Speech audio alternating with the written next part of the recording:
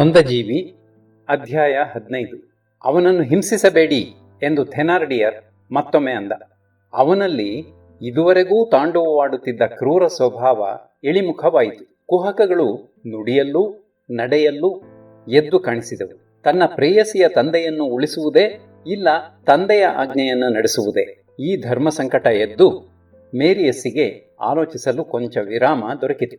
ಕೆಳಗೆ ಬಿದ್ದಿದ್ದ ವೃದ್ಧನು ಮುಷ್ಟಿ ಪ್ರಹಾರದಿಂದ ತನ್ನ ಮೈಮೇಲೆ ಕುಳಿತಿದ್ದ ಒಬ್ಬನನ್ನು ಕೆಳಕ್ಕೆ ಕೆಡವಿದನು. ಮಂಡಿಯನ್ನು ಮಡಿಸಿ ಬಲವಾಗಿ ಒದೆದು ಇನ್ನಿಬ್ಬರನ್ನು ಗೋಡೆಯ ಅಂಚಿನವರೆಗೂ ದಬ್ಬಿದನು. ಅಂಬೆಗಾಲಿಕ್ಕುತ್ತಾ ಮುಂದುವರಿದನು. ಅಷ್ಟರೊಳಗೆ ಅವನನ್ನು ಎಲ್ಲರೂ ಸೇರಿ ಹಿಡಿದು ಮೇಲಕ್ಕೆತ್ತಿ ಅಲ್ಲಿಂದ ಮಂಚದ ಮೇಲೆ ಎಸೆದರು. ಅಲ್ಲಿ ಅವನು ಅಲುಗಾಡದೆ ಬಿದ್ದಿದ್ದನು. ಥೆನಾರ್ಡಿಯರನ ಆಜ್ಞೆಯಂತೆ ಅವರು ಮುದುಕನನ್ನು ಎಬ್ಬಿಸಿ ನಿಲ್ಲಿಸಿ ಹಗ್ಗದಿಂದ ಬಿಗಿದು ಮಂಚದ ಕಾಲಿಗೆ ಕಟ್ಟಿದರು. ಅನಂತರ ಥೆನಾರ್ಡಿಯರ್ ಒಂದು ಕುರ್ಚಿಯನ್ನು ಎಳೆದುಕೊಂಡು ಅವನ ಮುಂದೆ ಕುಳಿತನು. ಆಗ ಅವನ ಮುಖದಲ್ಲಿ ಕ್ರೌರ್ಯ, ಕುಹಕ ಯಾವುದರ ಸುಳಿವೂ ಇರಲಿಲ್ಲ. ಪ್ರಶಾಂತನಾಗಿದ್ದ. ಸ್ವಾಮಿ ಎಂದು ಥೆನಾರ್ಡಿಯರ್ ಪ್ರಾರಂಭಿಸಿ ಆ ಹಿಂಸಕರ ಕಡೆಗೆ ಮುಖ ತಿರುಗಿಸಿ, ಲೋ, ನೀವು ಅತ್ತ ಕಡೆಗೆ ನಿಲ್ಲಿ ಕೊಂಚ, ನಾನು ಇವರೊಂದಿಗೆ ಆಡಬೇಕಾದ ಮಾತು ಕೆಲವು ಇವೆ ಎಂದನು. ಸ್ವಾಮಿ ಎಂದು ಮತ್ತೆ ಪ್ರಾರಂಭಿಸಿ, ಕಿಟಕಿಯಾಚೆ ಧುಮುಕಬೇಕೆಂದಿದ್ದಿರಲ್ಲ, ಕಾಲು ಮುರಿದಿದ್ದರೆ ಏನು ಗತಿ? ಹಾಗೆಲ್ಲ ಮಾಡಬಾರದು, ಗೊತ್ತಾಯಿತೇ? ಈಗ ನಾವು ನಿಧಾನವಾಗಿ ಸಂಭಾಷಿಸಬಹುದು. ಮೊದಲನೆಯದಾಗಿ ಒಂದು ವಿಷಯ. ಇಷ್ಟೊಂದು ಗಲಾಟೆ ಇಲ್ಲಿ ಇದುವರೆಗೂ ನಡೆಯಿತಾದರೂ ಇದರಲ್ಲಿ ಒಂದು ಸೋಜಿಗ ನಾನು ಕಂಡಿದ್ದು. ಏನು ಅಂತೀರೋ? ನೀವು ಒಂದು ಸಲವೂ ಕೂಗಿದ್ದೇ ಇಲ್ಲ, ತುಟಿಪಿಟಕ್ಕೆನ್ನಲೇ ಇಲ್ಲವಲ್ಲ ಎಂದು ಅವನು ಹೇಳಿದ. ಹೌದು, ಅವನು ಹೇಳಿದ್ದು ಸರಿ. ಆ ಭೀಕರ ದೃಶ್ಯ ಪರಂಪರೆಯನ್ನು ವೀಕ್ಷಿಸುತ್ತಿದ್ದಾಗ ಮೇರಿಯಸ್ಸಿಗೆ ಅದು ವೇದ್ಯವಾಗದೆ ಹೋಗಿದ್ದರೂ ಥೆನಾರ್ಡಿಯರನ ಮಾತನ್ನು ಕೇಳುತ್ತಲೇ ಅದು ನಿಜವೆಂಬುದು ಅವನಿಗೆ ಪಕ್ಕನೆ ಹೊಳೆಯಿತು. 4 ಜನ ತನ್ನನ್ನು ಹಿಡಿದು ಎಳೆದು ಹೊಡೆದು ಗುದ್ದಿ ಎಸೆದರು. ಆದರೂ ಆ ಮುದುಕನ ಗಂಟಲಿನಿಂದ ದನಿ ಏಳಲೇ ಇಲ್ಲ. ಅಲ್ಲ ಸ್ವಾಮಿ, ಕಳ್ಳರು ಕಳ್ಳರು ಅಂತ ಕಿರುಚಬಹುದಾಗಿತ್ತು ಎಂದು ನೀವು ಸ್ವಾಭಾವಿಕವಾಗಿ ಖೂನಿ ಖೂನಿ ಎಂದು ಕೂಗಿಕೊಂಡಿದ್ದರೂ ತಪ್ಪೇನೂ ಇರಲಿಲ್ಲ. ಸ್ನೇಹ, ಸೌಹಾರ್ದ, ದಯೆ, ದಾಕ್ಷಿಣ್ಯ ಇಲ್ಲದ ಜನರ ನಡುವೆ ಸಿಕ್ಕಿಬಿದ್ದಾಗ ಗದ್ದಲ ಎಬ್ಬಿಸುವುದು ಮನುಷ್ಯನ ಹುಟ್ಟುಚೇಷ್ಟೆ. ಅಲ್ಪ ಸ್ವಲ್ಪ ಸದ್ದು ಮಾಡಿದ್ದರೆ ನಿಮ್ಮನ್ನು ನಾವು ಅದಕ್ಕಾಗಿ ದಂಡಿಸುತ್ತಿರಲಿಲ್ಲ. ಆದರೆ ನೀವು ಬಾಯಿಗೆ ಬೀಗ ಮುದ್ರೆ ಬಿಗಿದಿದ್ದೀರಿ. ಅದಕ್ಕಾಗಿ ಈಗೋ ನನ್ನ ಮೆಚ್ಚುಗೆ. ಇದರಿಂದ ನಾನು ಊಹಿಸುತ್ತೇನೆ ಏನು ಎಂದು ನಿಮಗೆ ತಿಳಿಯಿತೆ. ತಿಳಿಸಲೇ? ನೀವು ಕೂಗಿಕೊಂಡಿರಿ ಎನ್ನೋಣ. ಅದನ್ನು ಕೇಳಿ ಇಲ್ಲಿಗೆ ಯಾರು ಓಡಿ ಬರುವರು? ಪೊಲೀಸಿನವರು. ಅವರು ಆವಿರ್ಭವಿಸಿದ ನಂತರ ಮುಂದಿನ ಪರಿಣಾಮ ನ್ಯಾಯಸ್ಥಾನ. ಹಾಗಾದರೆ ನೀವು ಮೌನವಾಗಿದ್ದುದು ಏಕೆಂದರೆ ನಮ್ಮ ಹಾಗೆಯೇ ನಿಮಗೂ ಪೊಲೀಸರು, ನ್ಯಾಯಸ್ಥಾನ ಇವು ಬೇಡವಾಗಿರೋಣದರಿಂದ. ಅಂದರೆ ನೀವೂ ಏನನ್ನೋ ಮುಚ್ಚಿಟ್ಟುಕೊಂಡು ಅದು ಬಹಿರಂಗವಾಗಕೂಡದೆಂದು ಜೋಪಾನ ಮಾಡುತ್ತಿದ್ದೀರಿ ಅಲ್ಲವೇ? ನಾವು ಅಂಥವರೇ, ಗೊತ್ತಾಯಿತೆ ಎಂದರು. ಆಶ್ಚರ್ಯ, ಕುತೂಹಲ, ಭಯ, ಸಂತಾಪ ಎಲ್ಲವೂ ಮೇರಿಯಸ್ಸನ ಮನವನ್ನು ಒಮ್ಮೆಲೇ ಮುತ್ತಿದವು. ಕೊಲೆಪಾತಕರ ಗಡಣದಲ್ಲಿ ನರಳುತ್ತಿದ್ದರೂ ಆ ಮುದುಕನ ಕಣ್ಣಿನಲ್ಲಿ ಪ್ರಾಣಭೀತಿಯ ಕುರುಹು ಎಳ್ಳಷ್ಟೂ ಇರಲಿಲ್ಲ. ನಿರಾಶೆ ಅವನನ್ನು ಎಂದೂ ಪೀಡಿಸಿಲ್ಲವೋ ಏನೋ. ಎಂತಹ ಕಷ್ಟಗಳನ್ನೂ ಎದುರಿಸಬಲ್ಲ ಸಾಹಸವೂ, ಸಾವಿನ ದವಡೆಯಿಂದಲೂ ಶಾಂತಿಯನ್ನು ಗೆದ್ದು ತರಬಲ್ಲ ಪ್ರತಾಪವೂ ಅವನ ಕಣ್ಣಲ್ಲಿ ಮಿಂಚಿದವು. ನೀರಲ್ಲಿ ಮುಳುಗಿದವನು ಕೊನೆಯ ಬಾರಿ ಮೇಲಕ್ಕೇಳುವಾಗ ಅವನ ನೋಟದಲ್ಲಿ ಬೆರೆಯುವ ಭಗ್ನ ಮನೋರಥದ ಛಾಯೆ ಆ ವೃದ್ಧನ ಮುಖದಲ್ಲಿ ಇರಲೇ ಇಲ್ಲ. ಅಲ್ಲೇ ಒಲೆಯಲ್ಲಿ ಕೆಂಪಗೆ ಕಾಯುತ್ತಿದ್ದ ಕೊಡಲಿ ಮುದುಕನಿಗೆ ಇನ್ನೂ ಚೆನ್ನಾಗಿ ಕಾಣಿಸುವಂತೆ ಥೆನಾರ್ಡಿಯರ್ ತನ್ನ ಪೀಠವನ್ನು ಒಂದು ಪಕ್ಕಕ್ಕೆ ಎಳೆದು ಮತ್ತೆ ಕುಳಿತನು. ನೋಡಿ ಸ್ವಾಮಿ, ಬೇಕಾದರೆ ಒಂದು ಒಪ್ಪಂದಕ್ಕೆ ಬರೋಣ. ಸ್ನೇಹದಲ್ಲೇ ಎಲ್ಲವನ್ನೂ ಕೊನೆಗಾಣಿಸೋಣ. ನಾನು ನಿಮ್ಮೊಡನೆ ಅಷ್ಟು ರೇಗಬಾರದಾಗಿತ್ತು, ಆದದ್ದಾಯಿತು ಬಿಡಿ. ಬುದ್ಧಿ ನೆಟ್ಟಗಿರಲಿಲ್ಲ, ಯದ್ವಾ ತದ್ವಾ ಎಗರಾಡಿದೆ. ನಿಜ. ನೋಡಿ, ನಾನೂ ಕೊಂಚ ಇಳಿಯುತ್ತೇನೆ, ತ್ಯಾಗಕ್ಕೆ ಸಿದ್ಧನಾಗಿದ್ದೇನೆ. 2 ಲಕ್ಷ ಫ್ರಾಂಕ್ ಕೊಡಿ ಸಾಕು. ಆದರೆ ನೀವು ರಾಗ ತೆಗೆಯಬಹುದು. ನನ್ನ ಹತ್ತಿರ 2 ಲಕ್ಷ ಫ್ರಾಂಕ್ ಇಲ್ಲವಪ್ಪ ಎಂದು. ಅದೆಲ್ಲ ಇಲ್ಲಿ ನಡೆಯುವುದಿಲ್ಲ. ಈಗ ನಾನು ನಿಮ್ಮನ್ನು ಕೇಳುವುದು ಒಂದೇ ಒಂದು ವಿಷಯ. ನಾನು ಹೇಳುವ ಹಾಗೆ ಒಂದು ಪತ್ರ ಬರೆಯಿರಿ ದಯವಿಟ್ಟು ಎಂದು ಸಾವಧಾನವಾಗಿ ನುಡಿದನು. ಥೆನಾರ್ಡಿಯರ್ ಮುದುಕನ ಹತ್ತಿರಕ್ಕೆ ಮೇಜನ್ನು ನೂಕಿ ಸೆಲೆಪೆಟ್ಟಿಗೆಯನ್ನು ಅರೆತೆರೆದು ಒಳಗಿಂದ ಶಾಯಿ, ಕಡ್ಡಿ, ಕಾಗದ ಎಲ್ಲವನ್ನೂ ಹೊರತೆಗೆದು ಮೇಲಿರಿಸಿದನು. ಮೇಜಿನ ಒಳಗಿದ್ದ ಉದ್ದದ ಕತ್ತಿಯೊಂದು ಬಂದಿಯ ಕಣ್ಣನ್ನು ಕೋರೈಸುತ್ತಿದೆ. ಬರೆಯಿರಿ ಎಂದು ಥೆನಾರ್ಡಿಯರ್ ಬಲವಂತಪಡಿಸಿದನು. ಅದಕ್ಕೆ ಮುದುಕ, ನಾನು ಬರೆಯುವುದು ಹೇಗೆ, ಕೈ ಕಟ್ಟಿಬಿಟ್ಟಿದೆಯಲ್ಲ ಎಂದು ಮೆಲ್ಲಗೆ ಮಾರುತ್ತರವಿತ್ತನು. ಓ ಹೌದಲ್ಲ, ಲೋ ಸ್ವಾಮಿಯವರ ಬಲಗೈ ಬಿಚ್ಚು ಎನ್ನುತ್ತಲೇ ಒಬ್ಬ ಕಿರಾತ ಹಗ್ಗವನ್ನು ಬಿಚ್ಚಿ ಕೈ ಬಿಡಿಸಿದನು. ಶಾಯಿಯಲ್ಲಿ ಕಡ್ಡಿಯನ್ನದ್ದಿ ಮುದುಕನ ಕೈಗೆ ಕೊಟ್ಟು, ಥೆನಾರ್ಡಿಯರ್, ಬರೆಯಿರಿ ದಯವಿಟ್ಟು.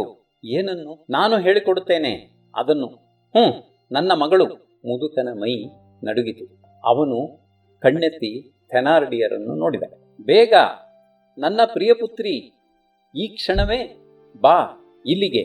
ಅವಳನ್ನು ನೀವು ಮಗಳು, ಪುತ್ರಿ ಅಂತ ತಾನೇ ಕರೆಯುವುದು? ಯಾರನ್ನು? ಹಾಳಾಯಿತು, ಆ ಚಿಕ್ಕ ಹುಡುಗಿಯನ್ನು, ಆ ಪಾರಿವಾಳವನ್ನು.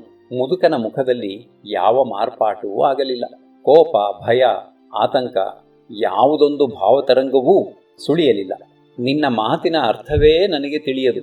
ಆಗಲಿ ಆಗಲಿ, ಬರೀರಿ, ಈ ಕ್ಷಣವೇ ಬಾ. ನನಗೋಸ್ಕರ ನೀನು ಬರಲೇಬೇಕು. ಈ ಪತ್ರವನ್ನು ತರುವವರು ನಿನ್ನನ್ನು ನಾನಿರುವಲ್ಲಿಗೆ ಕರೆತರುತ್ತಾರೆ. ನಾನು ನಿನಗಾಗಿ ಕಾದಿರುವೆನು. ಧೈರ್ಯವಾಗಿ ಬಾ. ಮುದುಕ ಬರೆದು ಮುಗಿಸಿದನು. ಬೇಡ ಬೇಡ, ಧೈರ್ಯವಾಗಿ ಬಾ ಎಂಬ ವಾಕ್ಯವನ್ನು ಹೊಡೆದು ಹಾಕಿಬಿಡಿ, ಅದರಿಂದ ಅವಳಿಗೆ ಅನುಮಾನ ಹುಟ್ಟಬಹುದು ಎಂದು ಥೆನಾರ್ಡಿಯರ್ ಆಜ್ಞೆ ಮಾಡಿದನು. ಆ ವಾಕ್ಯದ ಮೇಲೆ ಕಡ್ಡಿಯಿಂದ ಅಗಲವಾಗಿ ಗೀಟನ್ನು ಎಳೆದದ್ದಾಯಿತು. ಸರಿ, ಈಗ ರುಜು ಹಾಕಿ. ನಿಮ್ಮ ಹೆಸರೇನೋ? ಮುದುಕ ಕಡ್ಡಿಯನ್ನು ಮೇಜಿನ ಮೇಲಿರಿಸಿ, ಯಾರಿಗೆ ಈ ಪತ್ರ?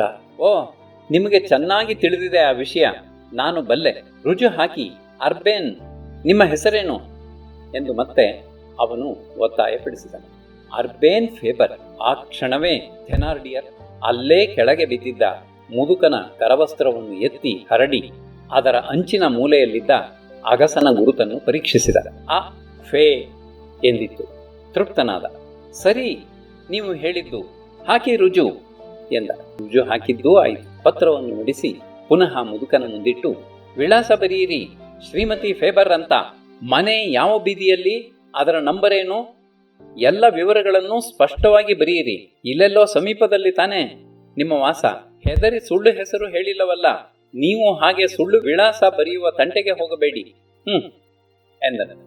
ಒಂದು ನಿಮಿಷ ಆಲೋಚನೆಯಲ್ಲಿ ತೇಲಿದ ನಂತರ ವೃದ್ಧನು ಶ್ರೀಮತಿ ಫೇಬರ್ ರವರ ಮನೆ, ಸೇಂಟ್ ಡಾಮಿನಿಕ್ ಬೀದಿ, ನಂಬರ್ 17 ಎಂಬ ವಿಳಾಸವನ್ನು ಗುಂಡು ಗುಂಡಿನ ಅಕ್ಷರಗಳಲ್ಲಿ ಬರೆದು ಪೂರೈಸಿದ.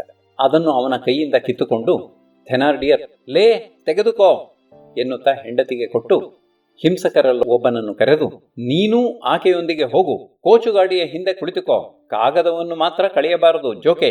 2 ಲಕ್ಷ ಫ್ರಾಂಕುಗಳ ಆಸ್ತಿ ಇದೆ ಅದರಲ್ಲಿ, ಜ್ಞಾಪಕವಿರಲಿ ಎಂದು ಕೂಗಿದಾಗ ಅವನ ಸಹಧರ್ಮಿಣಿ, ನಾವು ಕಳೆದೇವೆ, ನಮಗೆ ಗೊತ್ತಿಲ್ಲವೇ ಎಂದು ಎದೆ ತಟ್ಟಿದಳು. ಕೆಳಗೆ ಬೀದಿಯಲ್ಲಿ ಗಾಡಿ ಹೊರಟ ಶಬ್ದವೂ ಕುದುರೆಯ ಸಪ್ಪಳವೂ ಥಟಕ್ಕನೆದ್ದು ನಿಧಾನವಾಗಿ ಮಾಯವಾದವು. ಥೆನಾರ್ಡಿಯರ್ 3/4 ಗಂಟೆಯೊಳಗೆ ಹಿಂತಿರುಗುತ್ತಾರೆ. ಅವರು, ಅಬ್ಬಾ ಏನು ಚಳಿ ಎನ್ನುತ್ತಾ ವಲೆಯ ಹತ್ತಿರಕ್ಕೆ ತನ್ನ ಪೀಠವನ್ನು ಎಳೆದುಕೊಂಡನು. ಅಧ್ಯಾಯ 16. ಆ ಕೋಣೆಯಲ್ಲಿ ಥೆನಾರ್ಡಿಯರನು ವೃದ್ಧನೂ 5 ಹಿಂಸಕರೊಂದಿಗೆ ಉಳಿದರು. ಮುಖಕ್ಕೆ ಮಸಿಯನ್ನು ಬಳಿದುಕೊಂಡಿದ್ದ ಆ ಚಂಡಾಲರು ಬೋನೊಳಗಿನ ಕ್ರೂರ ಮೃಗಗಳಂತೆ ಒಬ್ಬರ ಮೇಲೊಬ್ಬರು ಒರಗಿಕೊಂಡು ಕೋಣೆಯ ಮೂಲೆಯಲ್ಲಿ ಗುಂಪು ಕಟ್ಟಿ ಕುಳಿತಿದ್ದರು. ಅವರ ಮುಖಗಳಲ್ಲಿ ಕೋಪವೂ ಇರಲಿಲ್ಲ, ಕರುಣೆಯೂ ಇರಲಿಲ್ಲ. ಕ್ರೌರ್ಯವೇ ತಮ್ಮ ಹುಟ್ಟುಗುಣ, ತಮ್ಮ ಜೀವನದ ಸಹಜ ಮಾರ್ಗ ಎಂದು ಅವರಿಗೆ ಗೊತ್ತಿತ್ತು. ಅದಕ್ಕಾಗಿ ಅವರು ನಾಚಿಕೆ ಪಡಲಿಲ್ಲ, ಹೆಮ್ಮೆಯನ್ನೂ ಹೊಂದಿರಲಿಲ್ಲ. ಗಾಡಿಯಲ್ಲಿ ಹೋದವರ ಬರವಿಗಾಗಿ ಎಲ್ಲರೂ ಭಯಂಕರವಾಗಿದ್ದ ಮೌನದಲ್ಲಿ ಮುಳುಗಿ ತಲೆ ತಗ್ಗಿಸಿ ಕುಳಿತಿದ್ದರು. ಒಲೆಗೂ ಕೂಡ ಆ ಮನೋಭಾವ ಹರಡಿ ಅದರ ಕಾವು ಕಡಿಮೆಯಾಗುತ್ತಾ ಬಂತು. ಅರ್ಧ ಮುಕ್ಕಾಲು ಉರಿದು ಮುಗಿದಿದ್ದ ಮೇಣದ ಭಕ್ತಿಯ ಬೆಳಕು ಅವರ ನೆರಳನ್ನು ಗೋಡೆಗಳ ಮೇಲೆ ಅಗಲಗಲವಾಗಿ ಹರಡಿತು. ಮೇರಿಯಸ್ಸನ ಆತಂಕ ಕ್ಷಣ ಕ್ಷಣವೂ ಅಧಿಕವಾಯಿತು. ಅವನ ಎದೆ ಡವಡವ ಪಡಿಯಲಾರಂಭಿಸಿ ಅವನ ಮನದ ಮುಂದಿನ ಸಮಸ್ಯೆ ಜಟಿಲವಾಗುತ್ತಾ ಬಂತು. ಅವರು ಕರೆ ಕಳುಹಿಸಿದ ಹುಡುಗಿ ಯಾರು? ಅವಳೇ ತನ್ನ ಫೇ ಇರಬಹುದೇ? ಅವಳನ್ನು ಪಾರಿವಾಳ ಎಂದು ಥೆನಾರ್ಡಿಯರ್ ಹಾಸ್ಯ ಮಾಡಿದಾಗ ಬಿಳಿಯ ಸುಮ್ಮನೆ ನಿರ್ವಿಕಾರನಾಗಿ ನಿಶ್ಚೇಷ್ಟಿತನಾಗಿ ನೋಡುತ್ತಿದ್ದನಲ್ಲ. ಏನು ಕಾರಣ? ಅಂತೂ ಹಿರಿಯಾತನ ಹೆಸರು ಅರ್ಬೇನ್ ಫೇಬರ್ ಎಂಬುದನ್ನು ತಿಳಿದುಕೊಂಡ ಹಾಗಾಯಿತು. ಹಾಗಾದರೆ ಅವಳ ಹೆಸರೇನು?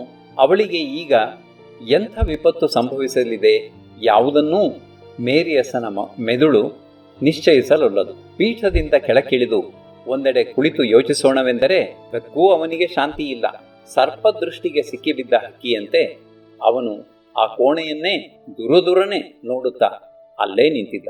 ಇರಲಿ, ಅವಳು ಅವಳೇ ಆಗಿದ್ದರೆ ಈ ಥೆನಾರ್ಡಿಯರನ ಹೆಂಗಸು ಬರುತ್ತಲೇ ತಿಳಿಯುತ್ತದಲ್ಲ. ಅವಳನ್ನು ಉಳಿಸಲು ಎಂತಹ ವಿಪತ್ ಪರಂಪರೆಗಳನ್ನಾದರೂ ಎದುರಿಸಲೇಬೇಕು. ಅವಳಿಗಾಗಿ ನನ್ನ ಪ್ರಾಣವನ್ನಾದರೂ ತೆರಲೇಬೇಕು ಎಂದು ಅವನು ಹೇಳಿಕೊಳ್ಳುತ್ತಿದ್ದನು. ಆಗ ಪಕ್ಕದ ಕೋಣೆಯಲ್ಲಿ ಯಾರೋ ಮಾತನಾಡಿದರು. ಥೆನಾರ್ಡಿಯರ್ ವೃದ್ಧನ ಕಡೆಗೆ ಮುಖ ತಿರುಗಿಸಿದ್ದ. ಸ್ವಾಮಿ, ಈಗಲೇ ನಿಮಗೆ ಹೇಳಿಬಿಡೋದೊಳ್ಳೆಯದು. ಆ ಹುಡುಗಿ ನಿಮ್ಮ ಮಗಳೇ ಇರಬಹುದು. ನಾನು ಯಾಕೆ ಅಲ್ಲ ಎನ್ನಲಿ?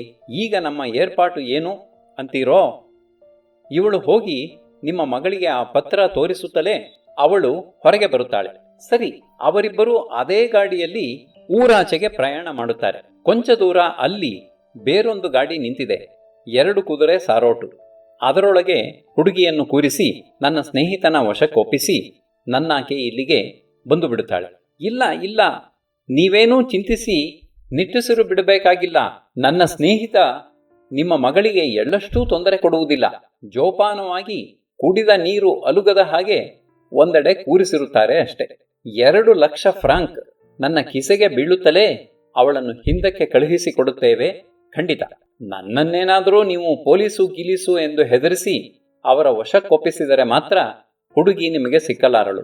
ತಿಳಿಯಿತೇ ಎಂದು ಅವನು ಹೇಳಿದ. ಮುದುಕ ಮಾತನಾಡಲೇ ಇಲ್ಲ. ನಮ್ಮಿಂದ ಗಲಾಟೆ ಗಲಭೆ ಏನೂ ಆಗುವ ಹಾಗಿಲ್ಲ. ನಿಮ್ಮ ಭಾಗದ ಕೆಲಸ ನೀವು ಮಾಡಿದರೆ ನಿಮಗೇ ಕ್ಷೇಮ. ತಿಳಿಯಿತೇ ಎಂದು ಥೆನಾರ್ಡಿಯರ್ ಮತ್ತೆ ಹುಣ್ಣಿಗೆ ಉಪ್ಪು ಸವೆದ. ಮುದುಕ ಅಲುಗಾಡದೆ ಕುಳಿತಿದ್ದ. ಈಕೆ ಬಂದು ಹುಡುಗಿನ ಬೇರೆ ಗಾಡಿಯಲ್ಲಿ ಕೂರಿಸಿ ಆಯಿತು ಎಂದರೆ ಅದೇ ಕ್ಷಣದಲ್ಲಿ ಕಟ್ಟುಗಳನ್ನು ಬಿಚ್ಚಿ ನಿಮ್ಮನ್ನು ಮನೆಗೆ ಕಳುಹಿಸುತ್ತೇವೆ. ಹಣ ಕೊಡೋದು, ಮಗಳನ್ನು ಬಿಡಿಸಿಕೊಳ್ಳೋದು ಆಮೇಲೆ ನಿಮ್ಮ ಜವಾಬ್ದಾರಿ ಎಂದು ಅವನು ಮತ್ತೆ ವಿಷಯವನ್ನು ಸ್ಪಷ್ಟಪಡಿಸಿದ. ಮೇರಿಯಸ್ಸನ ಕಣ್ಣು ಮುಂದೆ ಭಯಾನಕ ದೃಶ್ಯಗಳು ಹರಿದೋಡಿದವು.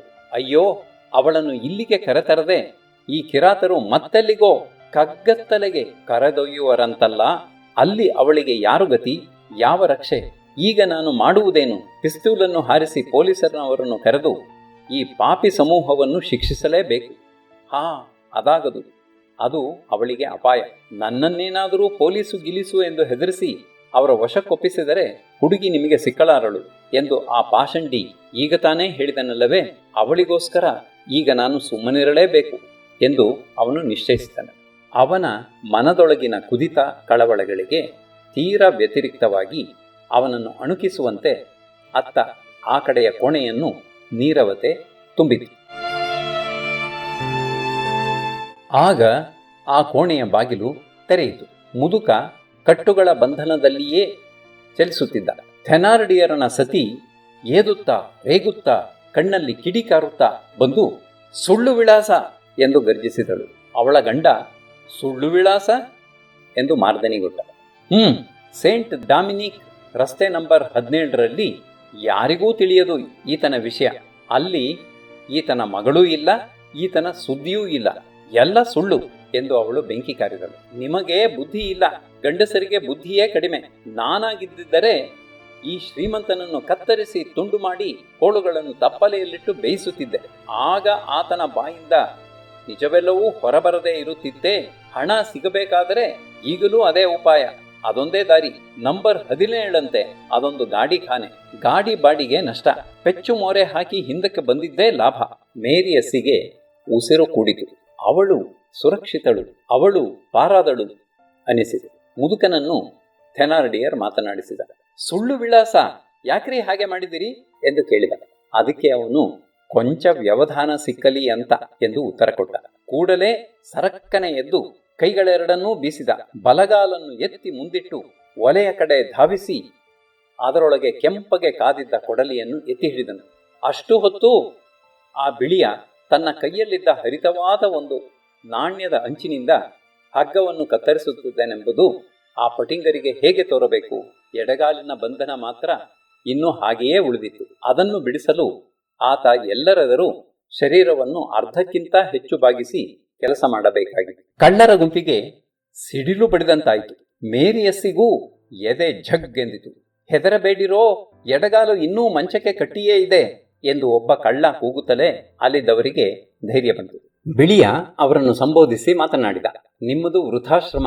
ನಿಮ್ಮ ಬಲವಂತಕ್ಕೆ ಅಥವಾ ನಿಮ್ಮ ಹಿಂಸೆಗೆ ಅಂಜಿ ನಾನು ನನ್ನ ಇಷ್ಟವಿಲ್ಲದೆ ಏನನ್ನೂ ಹೇಳಲಾರೆ, ಏನನ್ನೂ ಬರೆಯಲಾರೆ, ಏನನ್ನೂ ಕೊಡಲಾರೆ. ಸಾವು ನೋವುಗಳಿಗೆ ಭಯಪಟ್ಟು ನಾನು ನೋಡಿ ಎನ್ನುತ್ತಾ ತನ್ನ ಬಲಗೈಯಲ್ಲಿದ್ದ ಕೊಡಲಿಯನ್ನು ಎಡತೋಳಿನ ಮೇಲೆ ಇಟ್ಟನು. ಮಾಂಸ ಸುಟ್ಟ ವಾಸನೆ ಕೋಣೆಯನ್ನು ತುಂಬಿತು. ಮೇರಿಯಸ್ಸಿಗೆ ಮೂರ್ಛೆ ಬಂದಂತಾಯಿತು. ಆ ಕಿರಾತರೂ ಬಾಯಿ ಬಿಟ್ಟು ಬೆರಗಾಗಿ ನಿಂತರು. ಕುನ್ನಿಗಳು ನೀವು, ನಾನು ನಿಮ್ಮ ಹಿಂಸೆಗೆ ಹೆದರುವೆನೆ ಎನ್ನುತ್ತಾ ಕೊಡಲಿಯನ್ನು ಕಿಟಕಿಯಿಂದಾಚೆ ಎಸೆದನು. ನೆಲದ ಮೇಲೆ ಬಿದ್ದಿದ್ದ ಮಂಜುಗಡ್ಡೆಯ ಮೇಲೆ ಅದು ಸೊಯ್ ಎಂದು ತಣ್ಣಗಾಯಿತು. ಬನ್ನಿ, ನಿಮ್ಮ ಬಾಹುಬಲವನ್ನು ಪ್ರಯೋಗಿಸಿ ಎನ್ನುತ್ತಾ ಬಿಳಿಯ ಅಲ್ಲೇ ನಿಂತ. ಮೇರಿಯಸ್ ನೋಡುತ್ತಿದ್ದ ಗೋಡೆ ಬಿರುಕಿನ ಕೆಳಗೆ ಅತ್ತ ಕಡೆ ಕೋಣೆಯ ಗೋಡೆ ಅಂಚಿನಲ್ಲಿ ಯಾರೋ ಇಬ್ಬರು ಪಿಸುಗುಟ್ಟುತ್ತಿದ್ದರು. ಅವರ ಸಂಭಾಷಣೆ ಅವನಿಗೆ ಕೇಳಿಸಿತಾದರೂ ಅವರು ಯಾರೆಂಬುದು ತಿಳಿಯಲಿಲ್ಲ. ಇನ್ನು ನಾವು ಮಾಡಬಹುದಾದ್ದು ಒಂದೇ ಒಂದು ಕೆಲಸ, ಕೊಂದೇ ಬಿಡುವುದು.